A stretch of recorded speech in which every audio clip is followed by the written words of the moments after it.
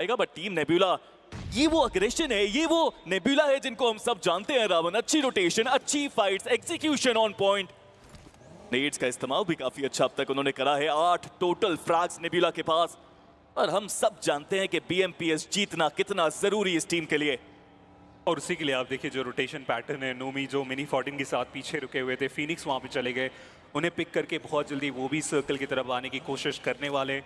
Momentum काफी अच्छा इनका बन चुका है, सर्कल का एज ऑलरेडी, और सेंटर के आसपास क्रेटोस भी जाने की शुरुआत करते हुए, लेकिन चैलेंज के रूप में अब 8 बिट की भी रोटेशन आ रही है।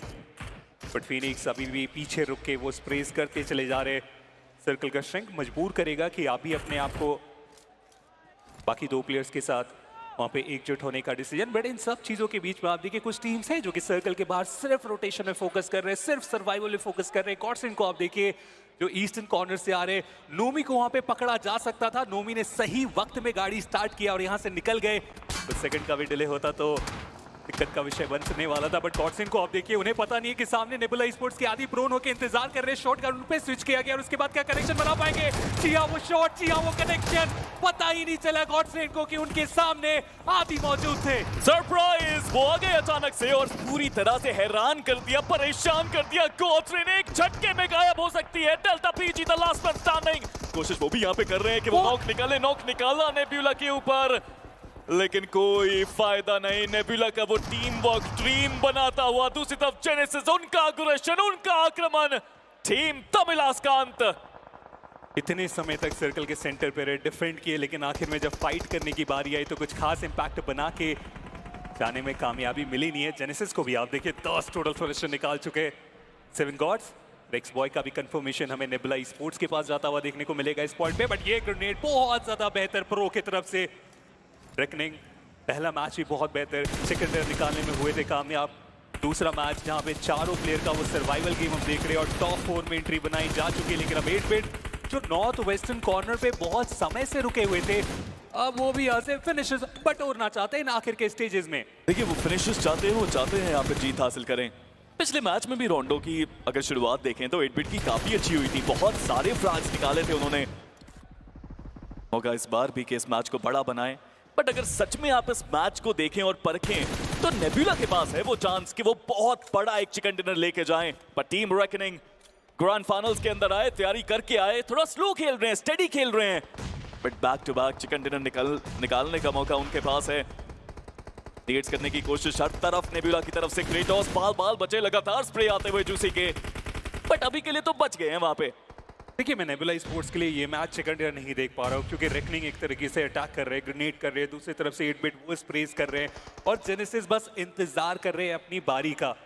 Centre of attraction nebula sports यहाँ पे बन चुके हैं। बट सर्कल का अगला शिफ्ट पूरे तरीके से ईस्टर्न साइड को फेवर करता हुआ, और रेकनिंग को एक बार फिर से हम सर्कल में देख रहे हैं, बिल्कुल पिछले मैच की तरह ही परफॉर्म करते हुए। बहुत बड़ा स्प्लिट बनाया गया, ईस्टर्न कॉर्नर इनके कंट्रोल में। रोंडो पे भी यही किया गया था, जिसके वजह से चिकन डिनर निकालने में हुए थे कामयाब।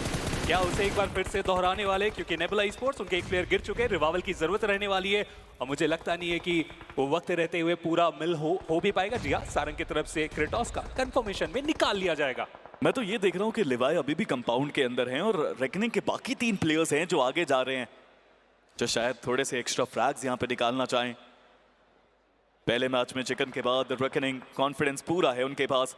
बट जैसा आपने कहा ना रावण, के नेबुला का चिकन थोड़ा मुश्किल अब लग रहा है। तीनों प्लेयर्स प्रोन डाउन, एक जोन का एज उनके पास अब आ चुका है। हालांकि जेनेसिस भी एक प्रबल दावेदारी पेश कर सकते हैं इस मैच के अंदर। वाइपर हैं जो जोन के अंदर, बाकी दोनों प्लेयर्स अभी जोन के बाहर। टीम 8 बिट वो तो पूरी की पूरी जोन के बाहर है अभी। और वो जब मूव करेंगे ना, तो मैं देखना चाहता हूँ कि क्या वो जेनेसिस की तरफ मूव करेंगे या फिर नेबुला स्पोर्ट्स की तरफ, क्योंकि बिल्कुल कॉर्नर पे आके वो रुकने वाले तो है नहीं, अदरवाइज काफ़ी ज़्यादा ओपन में वो अपने आप को देखने वाले। तो ऐसे में 8 बिट को एक टीम के ऊपर अटैक करना ही पड़ेगा अगर वो सर्कल का हिस्सा चाहते हैं। तो सर्कल का श्रिंक ऑलरेडी आता हुआ, जेनेसिस उन्हें आगे बढ़ने की ज़रूरत, 8 बिट उन्हें आगे बढ़ने की ज़रूरत, नेबुला और रेकनिंग उन्हें डिफेंड करने की वो ज़रूरत। 8 बिट उन्होंने नेबुला स्पोर्ट्स की तरफ जाना ठीक समझा इस पॉइंट पे, क्योंकि सारे स्मोक्स नेबुला स्पोर्ट्स की तरफ फेंके जा रहे हैं ताकि उनका विजन पूरे तरीके से ब्लॉक किया जाए, और उसके बाद गाड़ी के साथ 2 प्लेयर सीधा एडवांस करेंगे। नेबुला स्पोर्ट्स यहाँ से डिफेंड करना आसान होगा नहीं, और ऊपर से ग्रेनेड और वो स्प्रेस के लिए तैयारी बनाई गई थी, लेकिन सिर्फ इंफॉर्मेशन के लिए गए, और एक बार फिर से वापस आके ग्रेनेड कुक करते हुए। जी हाँ, अब उन्हें पता है कि सारे प्लेयर्स एक साथ हैं। वो नेड अगर सही जगह पे जाएगा तो बहुत वैल्यू मिलेगी और नेड सब जाते हुए, लेकिन रिटालिएशन नेड फिनिक्स का वो भी एक नॉक निकाल के गया है। क्या आदि वो कंफर्म कर पाएंगे? नेड उसी जगह डाला उन्होंने और वो कंफर्मेशन भी आया। टीम ने बिला जाते जाते भी वो एक्स्ट्रा फ्रैग्स निकालते हुए, बट अब आदि रिवाइवल पे पूरा ध्यान उनका।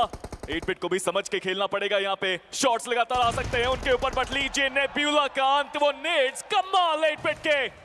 14 टोटल फिनिशर निकाल के गए यहाँ से नेबुला स्पोर्ट। बहुत बड़ा मैच उनके लिए, लेकिन जेनेसिस के प्लेयर को आप देखिए, वो प्ले जोन के बाहर उनके प्लेयर्स खत्म होते चले जा रहे हैं। फ्यूरी की पोजीशनिंग आप देखिए, वो तो अलग ही जगह पे बैठे हुए, वो बस एंगल का इंतजार कर रहे हैं और ऊपर जाने की वो कोशिश चलती हुई। फ्यूरी या तो इस लॉबी को तहस महस कर देंगे या फिर इनके लिए चीजें यहाँ पे जरूर इनके अगेंस्ट चली जाने वाली है।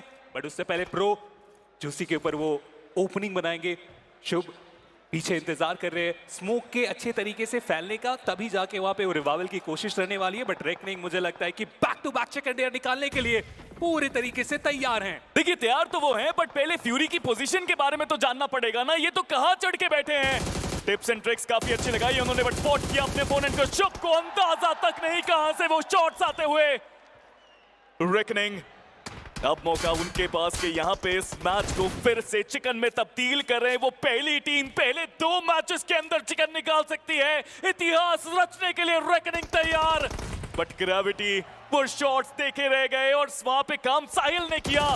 बट यहाँ पे फ्यूरी बचे हैं। ही टेक्स वन, दूसरे को डैमेज दिया। ये गेम चेंजर साबित हो सकता है। Clutch can make your dreams come true.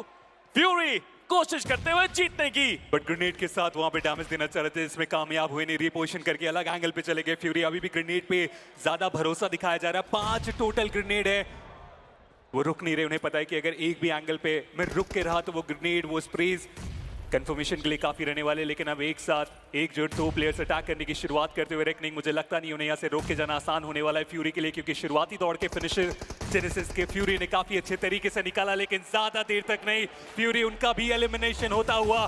PMPS 2026 में हम ग्रैंड फाइनल में आ चुके हैं और उसमें back to back reckoning chicken dinner निकालते हुए बाकी सारी टीम फिलहाल दर्शक बन के बैठे हुए हैं। और चिकन डिनर निकालने के बाद भी काफी